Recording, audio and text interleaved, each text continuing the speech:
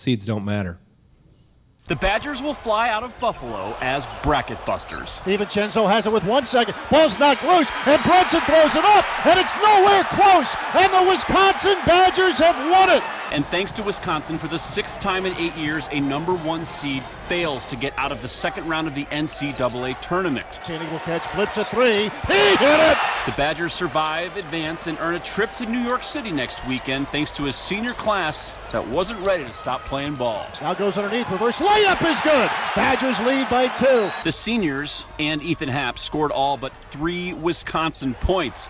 And when turnovers, foul trouble, and a 7-point deficit looked like too much for Wisconsin to handle, it was the seniors who took over down the stretch. Ranking systems, statistics, analytics guys that they put. The thing is that with all those algorithms, they can't calculate heart, will to win, toughness, desire. They can't put that into a formula to come out with a percentage chance to win, and that's the things that we have. That's things we've grown with. We've seen the older guys; they've had that. Our best example was Trey. When we got here, we watched Trey. They clutch shot after clutch shot. Frank did the same thing.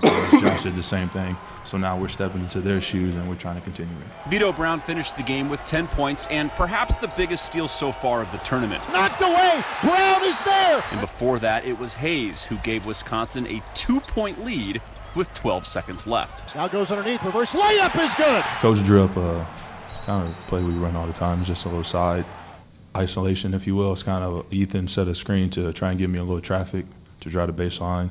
Went down there, I didn't know what actually move I was going to do before I caught the ball.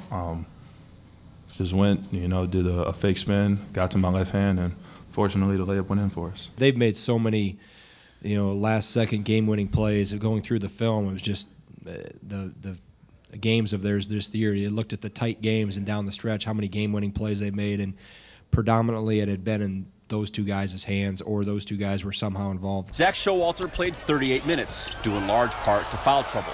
Dimitri Trice played most of the second half with 3 fouls, and Bronson Koenig sat for 8 minutes of the second half with 4 fouls.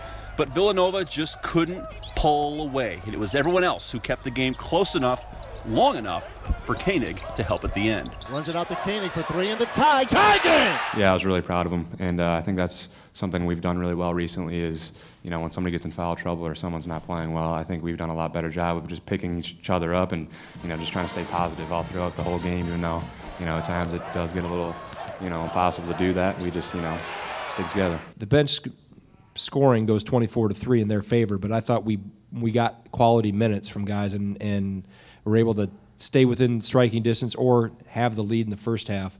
And then you got to kind of pick your time. It happens. It's happened all year. We've had to deal with somebody at some point in time. You'd like to avoid it, but when it does happen, you have a plan and you trust the people that you prepared to step in and help us out. We got more to get there. Greg Gard is now 2 for 2, taking his team to the Sweet 16 as a head coach. The Badgers will play next in New York City on Friday. In Buffalo, ready to go home. I'm Chris Hall for Wisconsin Athletics.